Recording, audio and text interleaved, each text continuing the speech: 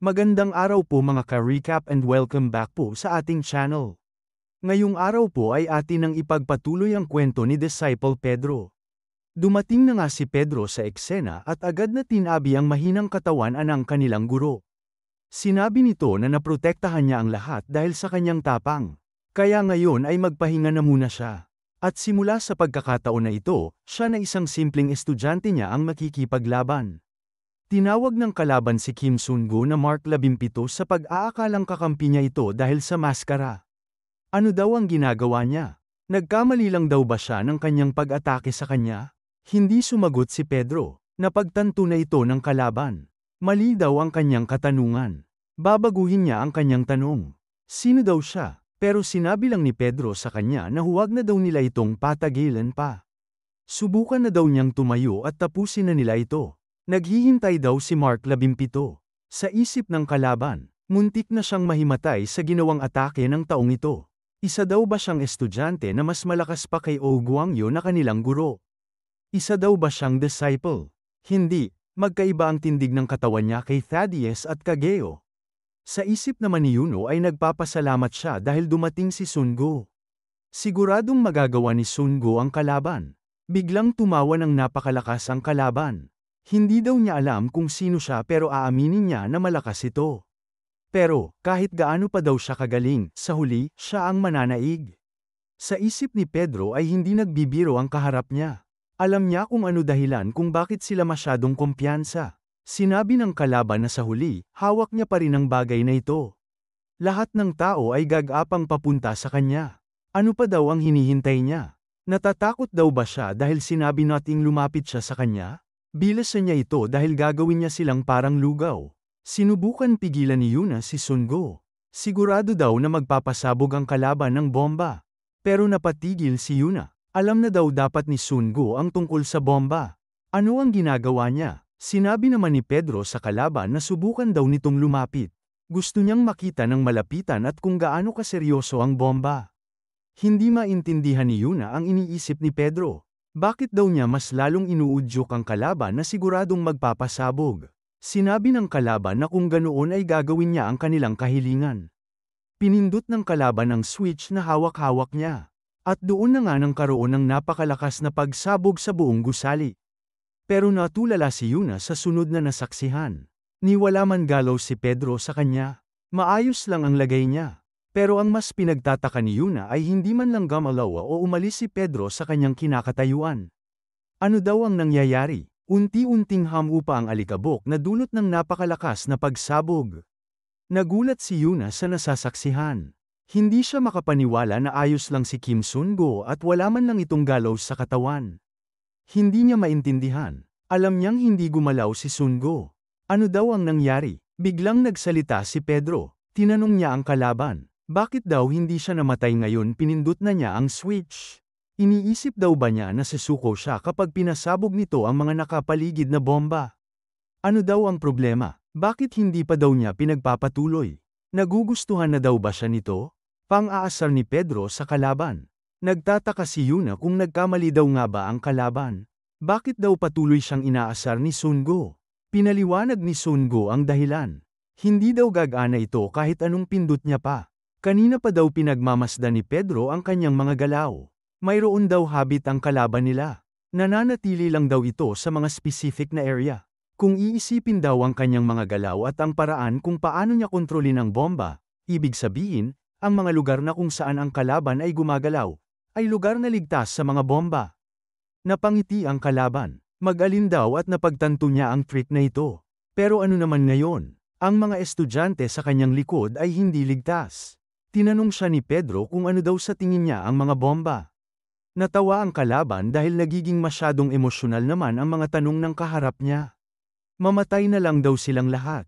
Sinabi ni Pedro na kung ang mga tao ay masyadong maraming pinagkakatiwalaan, nagiging mahina sila. At sa isang iglap, napakabilis na binato ni Pedro ang kanyang ID card sa hinlalaki ng kalaban at agad na naputol ito. Naalala ni Pedro ang sinabi ng kalaban kanina na mahina daw ang estudyante at ang guro ng paaralan na ito. At dahil dito ay sinipa niya ng napakalakas ang kalaban sa bodega. Tumilapon ito ng napakalayo at nakaladkad. Bagbog sarado ang kalaban at tila hindi na ito makapagsalita. Sinabi ni Pedro sa kanya na isa siyang hanggal. Naniniwala daw ba siya na dahil sa switch o remote control na ito ay makokontrol na niya ang mundo? Nakuha pang matawa ng kalaban. Ang remote control na ito ay laruan lang para sa kay Matthias. Ang kanilang boss ay hindi na kailangan ng anumang bagay. Kapag nakilala daw niya ang kalaban, sigurado na ito na ang katapusan. At sa oras daw na magkaharap sila, mamatay siya. Matapos ang insidenting yun, kinwento ni Pedro sa loob ng klinik kay Yuna ang kanyang mga nalaman. Nagulat si Yuna nang malaman na si Disciple Matthias ang may pakana nito at nagpanggap siya bilang isang professor at sinamantala ang pagpanik ng mga estudyante para lagyan niya ito ng mga bomba. Hindi alam ni Yuna kung kailan daw nalagay ang mga bomba sa kanila. Paano daw naging posible ang mga ito?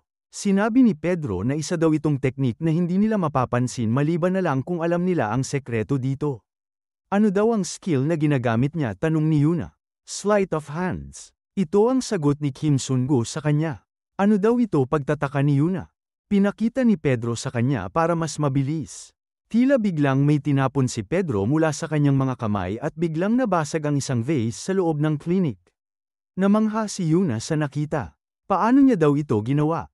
Ayon kay Pedro, isa itong skill na malimit ginagamit ng mga magician. Napakabilis daw nilang maitatapon ang isang coin papunta sa direksyon na gusto nila. Pero, ang skill na ito ay magagawa lamang ng mga dalubhasa sa larangan na ito. Siguradong si Matthias ay mas magaling pa sa kanya. Sigurado din siya na mas precise at mas mabilis ang paggawa niya nito na kahit mga slow-motion camera ay mahirap masundan. Tinanong ni Yuna si Sun-gu kung lahat daw ba ng estudyante ay nalagyan na niya ng bomba. Ayos lang daw ba siya? Nagkaharap na daw ba sila ni Matthias? Tumahimik lang si Pedro. Sa kabilang banda naman kung nasaan si Matthias, ay tinanong siya ng isang kasamahan kung may inaalala daw ba siya. Kung mayroon ay sabihin lang nito at gagawa niya ng paraan. Sinabi ni Matthias na wala naman at hindi gaano kaseryoso. Naalala niya ang isang estudyante na nakasalubong niya habang nagkakagulo at nilagyan niya ng bomba. Sinabi ni Matthias na may isang interesanteng variable siyang nakaharap.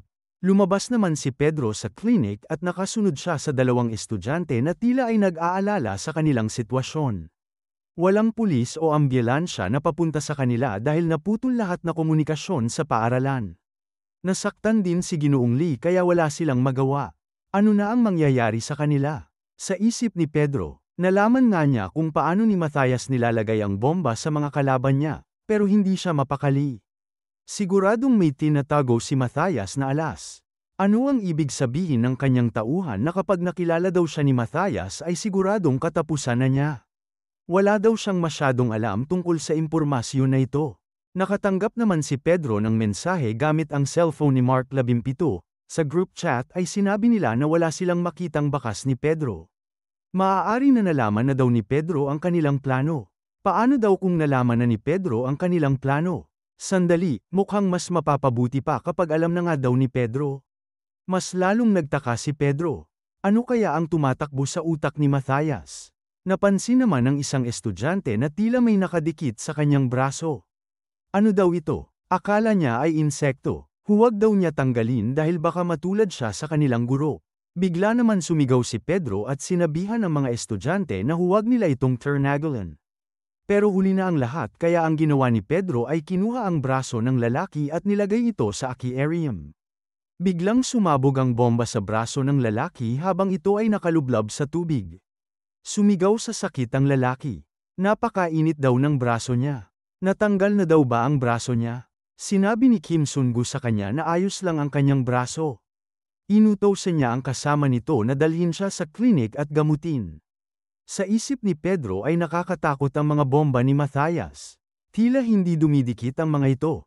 Ang mas nakakatakot ay hindi mo puwersahan na matatanggal ito. Sa sitwasyon niya, ang bomba ay nasa damit niya pero sa pagkakakilala niya kay Matthias, sigurado siya na nilagay niya ang ibang bomba sa delikadong parte ng katawan ng mga estudyante. Ano daw kaya ay tunay na pakay ni Matthias? Sa kabilang banda naman, nag-uusap pa rin si Matthias ang kanyang tauhan. Sinabi ni Matthias na hinding-hindi susuko si Pedro sa kanila, dahil kapag ginawa niya ito, siguradong may bibitawan siyang mahalagang bagay. Isa pa, ang pakay nila ay hindi para kontrolin si Pedro, kung magagawa nilang makontrol ang buong area, ay susunod na nilang makokontrol si Pedro. Hindi na mahalaga kahit hindi pa siya magpakita. Game over na din naman kapag nakontrol na nila ang sunod na variable. Kaya simulan na nila. Bigla silang nag-anunsyo sa paging system. Kung gusto pa daw nilang mabuhay ay kailangan nilang magtipon-tipon sa hall. Nagtataka naman ang mga estudyante kung sino itong tao na ito. Sa isip ni Yuna ay alam niyang si Matthias na ito. Nagtipon-tipon na nga ang mga estudyante sa hall. Lahat na nasa volunteering class ay nagtipon na nga doon at ang iba ay takot pa. Nakita nila ang magkapatid na Doko at nanginginig ang mga ito. Akala ng mga ibang estudyante ay natatakot din sila. Bigla na ngang may lumabas sa entablado at pare-pareho ang tanong nila. Sino ang taong ito? Lumabas si Matthias kasama ang kanyang mga tauhan. Binati niya ang mga estudyante ng volunteering club. Ngayon daw ay ipapaliwanag niya kung bakit sila nagtipon-tipon dito ngayon. Agad niyang nakita ang hinahanap niya. Ang apprentice ni Octopus na humahabol kay Pedro. Ang estudyanteng may kaugnayan din kay Disciple Nathaniel. Glory Killer D. Rank, Yuna. Napagtanto daw ni Matthias na may malalim na kaugnayan si Yuna kay Pedro. Hindi na siya magpapaligoy-ligoy pa. Nasaan si Pedro? Sinabi ni Yuna na hindi niya alam. Kahit ang buong volunteering club daw ay walang alam kung nasaan si Pedro. Sinabi naman ni Matthias na inaasahan na niya ang sagot ni Yuna. Mayroon pa naman daw paraan. Curious siya kung ano ang mangyayari. Magpapakita daw kaya si Pedro. Nagulat ang lahat ng mga estudyante sa ginawa ni Matthias. Tinutukan niya si Yuna sa ulo. Dadating kaya si Pedro para iligtas si Yuna? Alamin po natin ito mga ka-recap sa susunod na mga kabanata. Maraming salamat po sa panunood at sana po ay nagustuhan ninyo. Please like our videos po and also subscribe to our channel. See you soon. Bye!